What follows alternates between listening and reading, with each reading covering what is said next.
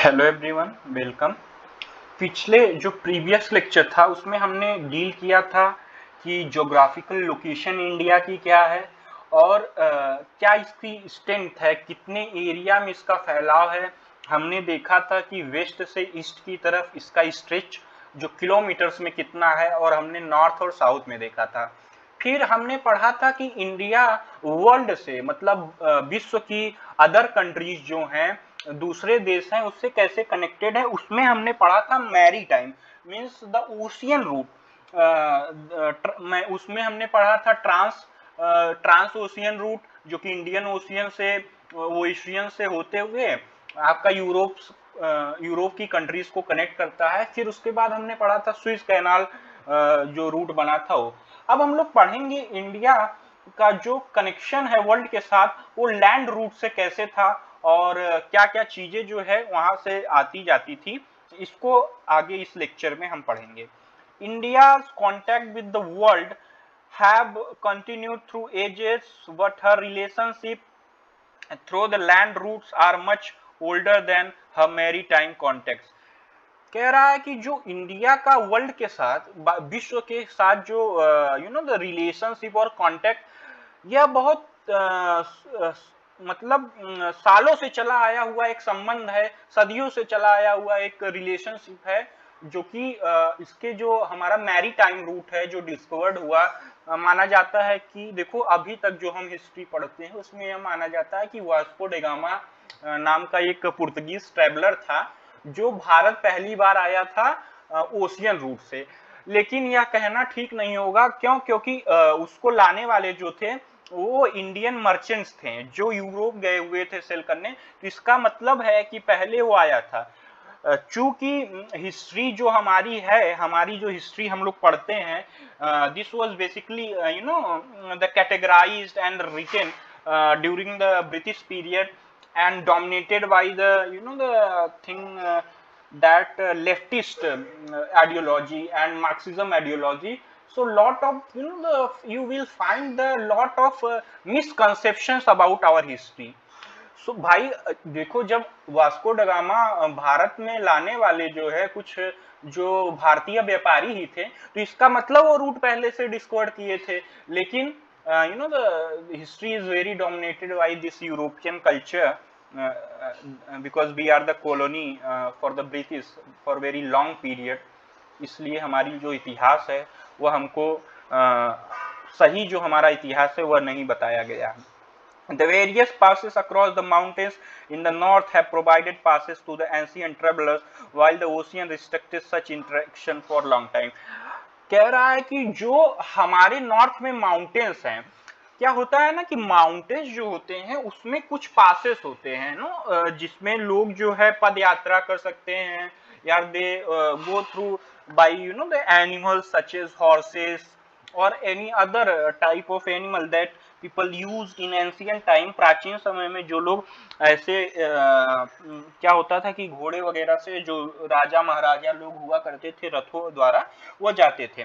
तो जो व्यापारी लोग भी थे वो भी घोड़े से जो है, हमारा जो नॉर्दर्न पार्ट है जो माउंटेन्स में है, there were some this types of routes जिनको हम लोग इंग्लिश में बोलते हैं पासेस। तो वह जो हमारा कनेक्शन था वर्ल्ड के साथ, जैसे for example we have a very good connection with China in ancient time by the Silk Route. There is a route, land route to the China, which we known as Silk Route. In the ancient times, the traders, especially from the South India, some type of spices जो मसाले होते थे उनका trade होता था और silk का भी ट्रेड होता था। इसीलिए उसको हम लोग जो है, क्योंकि सिल्क कार्गोज बहुत हैवीली उस रूट से ट्रेड किए जाते थे चाइना में, तो इसलिए उसको हम लोग सिल्क रूट कहते हैं।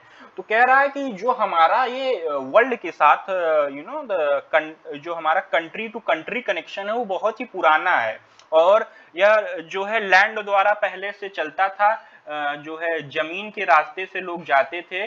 क्योंकि जो हमारा ओशियन था, we have not such type of machinery to travel through these routes, and we haven't discovered the route to other countries or Europe and all। तो हमारा ये जो लैंड रूट था वह उस समय यूज में था। These routes have contributed in the exchange of ideas and commodities since ancient times, और यही जो हमारे रूट थे वह जो हमारा आदान प्रदान हुआ विचारधाराओं का या जो कमोडिटीज थी हमारी एंशिएंट समय में, वो इन्हीं रूट्स द्वारा एक जगह से दूसरी जगह पर जाती थी।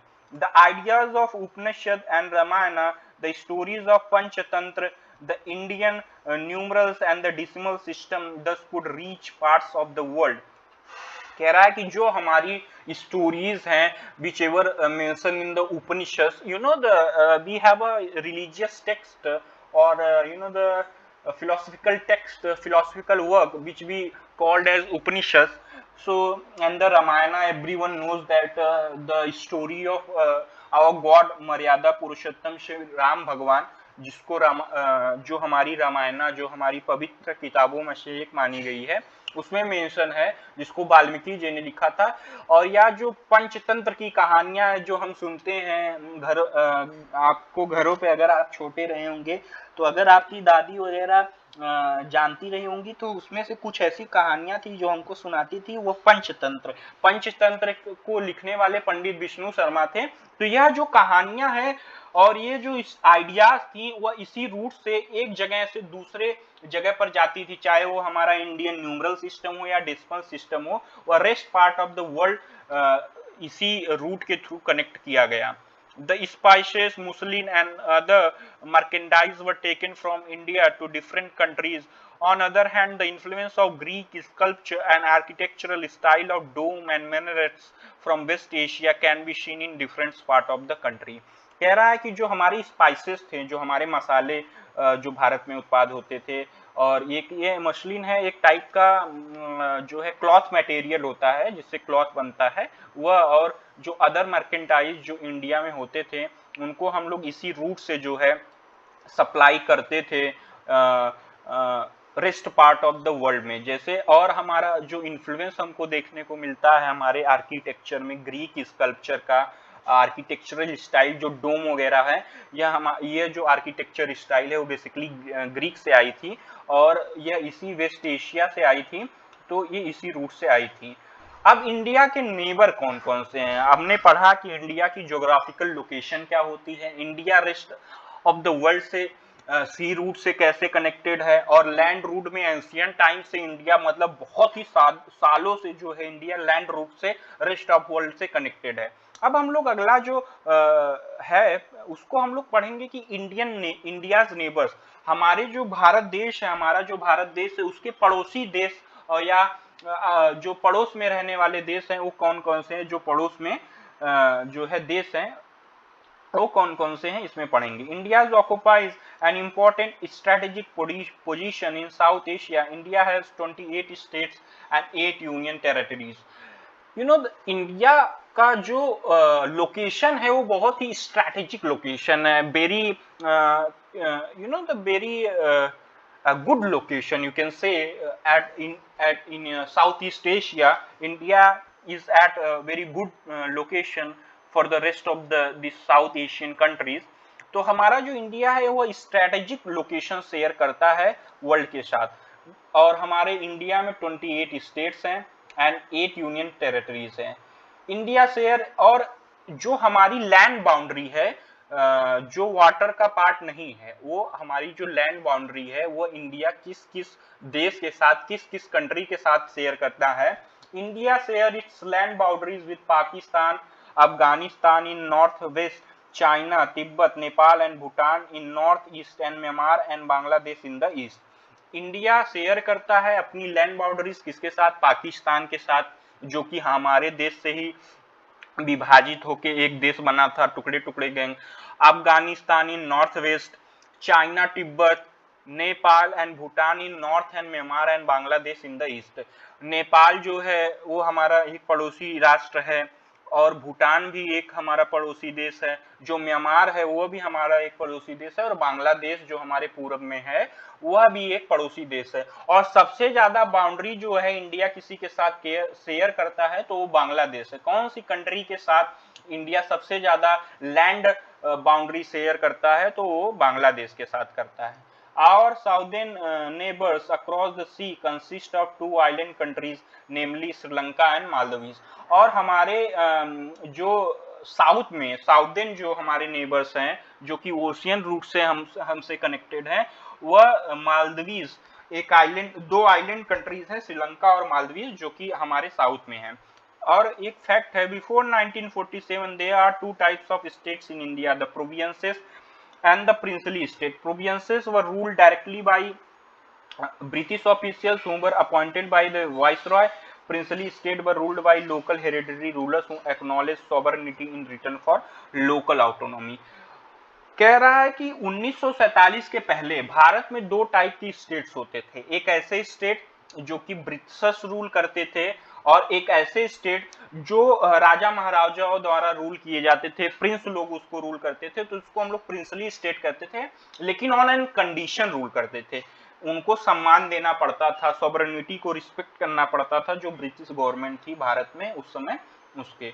तो काफी आपको देखने को मिलेगा कि कैसे 1947 के पहले जो है हमारा जो भारत था वह दो स्टेट्स में चलता था। अभी क्या है कि सिर्फ स्टेट्स हैं, मतलब to types of states. States तो थे बहुत सारे, लेकिन उसमें भी दो प्रकार थे, एक प्रोविंसेस टाइप था, एक प्रिंसली था। अभी क्या है कि सिर्फ स्टेट है और यूनियन है। श्रीलंका और मालदीव जो साउथ में है, और श्रीलंका जो है हमारे इंडिया से सेपरेट किया जाता है। अगर आप यहाँ एक मैप है इसको देखिए, ये जो श्रीलंका और इंडिया के बीच का जो ये एरिया है, यह इसको कहते हैं हम लोग Palk strait and gulf of Mannar, while Maldives island are situated to the south of Lakshadweep island. जो इंडिया है वह नैरो चैनल का narrow channel type of body sea से फॉर्म करता है आपकी श्रीलंका के साथ, जिसको हम लोग पाक स्ट्रेट कहते हैं और गल्फ ऑफ मन्नार कहते हैं। और मालदीव आइलैंड जो है वह हमारा जो लक्षद्वीप आइलैंड है, अगर आप ये देख पा रहे हो तो ये है लक्षद्वीप आइलैंड, ये देखिए ये है लक्षद्वीप आइलैंड, और इसके साउथ में अगर आप देख पा रहे हो तो ये है मालदीव, पूरा ये मालदीव देश है। और अभी इसके इस देश के जो हमारे राष्ट्रपति हैं वह अभी इंडिया आज ही विजिट किए हैं, और मालदीव से हमारा जो है जो डिप्लोमेटिक रिलेशन होता है एक देश से दूसरे देश से, वो काफी कमजोर हो रहा था। तो China is taking a keen interest in Maldives. So the Indian government adopted a strategic policy to improve its relationship with Maldives with various strategic and diplomatic alliances. Recently or today the prime minister or the president from the president of the Maldives has visited India. India has had strong geographical and historical links with her neighbors. Look at the physical map of Asia in our atlas. Note how India stands from the rest of Asia. कह रहा है कि India का एक strong geographical और historical link है इसके जो पड़ोसी देश हैं उससे। अगर आप जो एक एटलस उठाइए और एक फिजिकल मैप लीजिए एशिया का, एशिया कॉन्टिनेंट का फिजिकल मैप लीजिए और देखिए कि इंडिया कैसे जो है रेस्ट ऑफ एशिया से अपार्ट में स्टैंड करता है, उसकी जो लोकेशन है स्ट्रेटेजिक है। आप लोग अगर एटलस बुक होगी तो ठीक है, नहीं तो अपनी ज्योग्राफी टेक्स्ट बुक में देखिए ध्यान से कि इंडिया का जो मैप वाला लोकेशन। देखो बच्चों हमने तो दिखा दिया, लेकिन एक बारी क्या है कि वही बच्चे जो है एग्जाम में अच्छा परफॉर्म कर पाएंगे और वही बच्चे जो है आगे अपने सब्जेक्ट को इंटरेस्ट के साथ पढ़ेंगे कि टीचर के पढ़ाने के बाद 5 मिनट का समय निकाले। ज्यादा टॉपिक्स तो पढ़ाए नहीं जाते हैं। अगर कोई बच्चा जो पढ़ने वाला होगा वो बस कुछ ना करे, बस एक बारी लाइन वाइज जो है रीडिंग ले ले चैप्टर की। Reading is very necessary for inculcating a good study behavior in yourself, because while reading you observe some points that were missed by the teachers. हो सकता हो कि टीचर्स कुछ पॉइंट्स मिस कर गया हो जो 1 मार्कर में पूछे जा सकते हो। तो आप अगर जब एक बारी रिवाइज करेंगे लेक्चर पढ़ाने के बाद, चाहे आप स्कूल में पढ़ें चाहे जिससे भी पढ़ें, लेकिन एक बारी आप जब रिवाइज करेंगे रीड करके अगर आप 5-5 मिनट हर जिस दिन पढ़ाया जाता है, कोई भी बच्चा 5 मिनट निकाल के हर सब्जेक्ट का जितना पढ़ाया गया है उस दिन, चाहे स्कूल में, चाहे वह जिस टीचर से पढ़ रहा है, ऑनलाइन प्लेटफॉर्म से पढ़ रहा है, यूट्यूब प्लेटफॉर्म से पढ़ रहा है, तो उस टीचर जो पढ़ा रहा है, पढ़ने के बाद एक बारी उस बुक को अपने साथ बैठे, उस सब्जेक्ट जिस चैप्टर की पढ़ रहा है, जिस सब्जेक्ट को पढ़ रहा है, उसकी बुक के साथ बैठे और कोशिश करें कि 5 मिनट, सिर्फ 5 मिनट जो है, जो चीजें पढ़ाई गई हैं उसको रीड करें।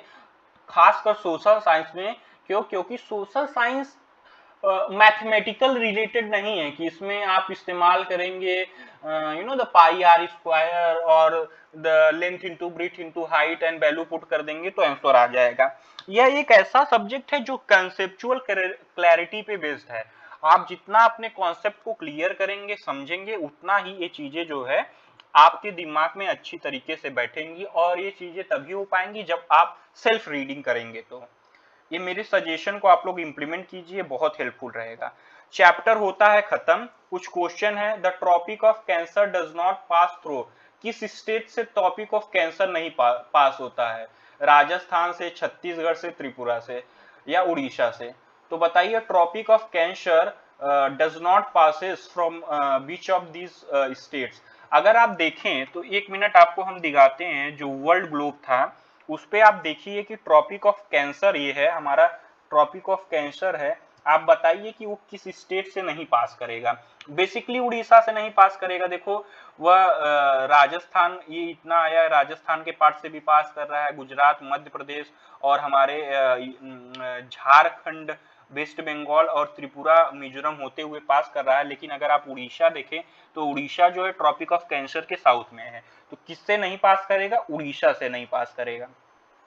कुछ क्वेश्चन इसका देख लेते हैं, एमसीक्यू टाइप है, जो उड़ीसा से नहीं पास करेगा। Eastern most longitude of India इस कितना है? तो 82।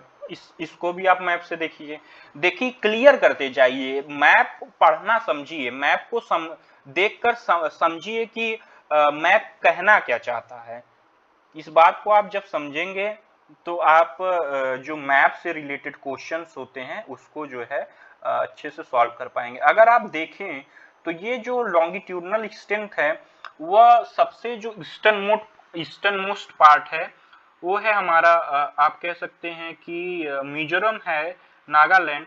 तो I think 92 degree some minute east is the right answer.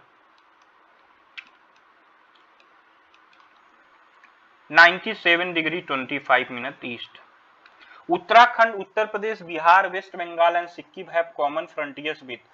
जो उत्तराखंड है, उत्तर प्रदेश है, बिहार है, वेस्ट बंगाल है और सिक्किम किस राष्ट्र के साथ जो है वह अपना कॉमन बॉर्डर शेयर करता है? नेपाल के साथ, चाइना के साथ, भूटान के साथ, म्यांमार के साथ। फिर चलते हैं एशियन मैप पे, फिर देखते हैं कि किसके साथ जो है हमारा ये उत्तराखंड और ये सब। अगर आप देखेंगे तो उत्तराखंड जो है नेपाल, ये सब चीजें है वो नेपाल के साथ अपनी बाउंड्री शेयर करते हैं। किसके साथ? नेपाल के साथ। ये एक ऐसा जो है कंट्री है जो हमारे काफी स्टेट्स है इंडिया के, उससे सराउंडेड है। नेपाल जो है, नेपाल के साथ। If you intend to visit Karavati during your summer vacation, which one of the following Union territories of India you will going to? Kavaratti बताओ किसकी कैपिटल है? अगर आप यहाँ देखें तो कारावती जो है, अगर आपको क्या है कि अपने समर में जाना है कारावती में है, तो कारावती किस जगह में है? लक्षद्वीप में है, अंडमान एंड निकोबार आइलैंड पे है। ये आपका होमवर्क भी, आप गूगल सर्च करिए, चाहे जैसे कीजिए, पता लगाइएगा कि कैपिटल क्या है। पोर्ट ब्लेयर और करावती, लक्षद्वीप और अंडमान एंड निकोबार आइलैंड में से किसकी कैपिटल है? इसको आप लोग गूगल सर्च करके बताएंगे। हमने 2 कैपिटल बता दी, पोर्ट ब्लेयर और कारावती। तो यह दोनों में से लक्षद्वीप की है, अंडमान एंड निकोबार आइलैंड की है, किसकी कैपिटल है आपको बताना है। इस क्वेश्चन में कमेंट में पिन कीजिएगा। और my friend हेल्स from country which does not share land boundary with India, identify the country. मेरा जो फ्रेंड है वह एक कंट्री से बिलोंग करता है जो कि इंडिया के साथ लैंड बाउंड्री नहीं शेयर करती। अभी अभी हमने पढ़ा कि इंडिया किसके साथ लैंड बाउंड्री शेयर करती है, इसमें से तजाकिस्तान जो है वो इंडिया के साथ लैंड बाउंड्री नहीं शेयर करता है। अब पूछ रहा है क्वेश्चन ब्रीफली कीजिए, name the group of island lying in the Arabian sea. Arabian sea हमने बताया था कि इंडिया के जो वेस्ट साइड में इंडियन ओशियन का पार्ट है वो अरेबियन सी होता है, और अरेबियन सी में लक्षद्वीप आइलैंड है। Name the countries which are larger than India, पता है से India is the 7th largest country, उसके पहले की जितनी कंट्री है उससे लार्जेस्ट है। Russia, Canada, Brazil, China, Australia, America, ये सब जो है इससे बड़ी है। Which island group of India lies to the south east, और साउथ ईस्ट में कौन सा ग्रुप लाई करता है, Andaman and Nicobar island. Which island countries are southern neighbours, हमारी जो कौन सी आइलैंड कंट्रीज है जो हमारी साउदर्न नेबर है, तो श्रीलंका एंड मालदीव्स। तो ये रहा आज का लेक्चर। आज होता है आपका India size and location chapter खत्म फुल डिस्क्लेमेशन के साथ। अगर कोई भी क्वेश्चन या कोई भी डाउट रह जाता है तो आप कमेंट में पिन कीजिए, आई विल आंसर देयर। और आप लोग प्लीज सपोर्ट कीजिए और ज्यादा से ज्यादा शेयर कीजिए ताकि आपके फ्रेंड्स भी बेनिफिट जो है इस लेक्चर का उठा पाए, जो कि फ्री में आपको अवेलेबल है। फुल लेक्चर अवेलेबल है और पूरी कॉन्सेप्चुअल क्लैरिटी के साथ अवेलेबल है, और एक गाइडेंस भी आपको मैं प्रोवाइड कर रहा हूं कि कैसे पढ़ना चाहिए। तो आप लोग सपोर्ट करेंगे तो हमको और मोटिवेशन मिलेगा और बेहतर कंटेंट बनाने के लिए। चैनल जो है 20 सब्सक्राइबर रीच कर गया है 10th और 9th की स्टूडेंट्स की हेल्प से। आई होप आप लोग ऐसे ही सपोर्ट करेंगे और इस चैनल को ग्रोथ कराएंगे। ये आप ही का चैनल है, क्योंकि हम जो टीचर्स हैं, जो भी ऑनलाइन टीचर्स हैं या जो भी हैं, देखिए वो बच्चों से ही होते हैं। अगर बच्चे नहीं आएंगे तो टीचर पढ़ाएंगे किसको, बच्चे जब पढ़ेंगे नहीं तो टीचर पढ़ाएंगे किसको। टीचर का काम क्या है, जो है शिक्षा देना, ज्ञान देना। तो किसको देंगे भाई, अपने डिसिपल्स को देंगे, अपने स्टूडेंट को देंगे। तो you people are the one who make us and we people are the one who make you good।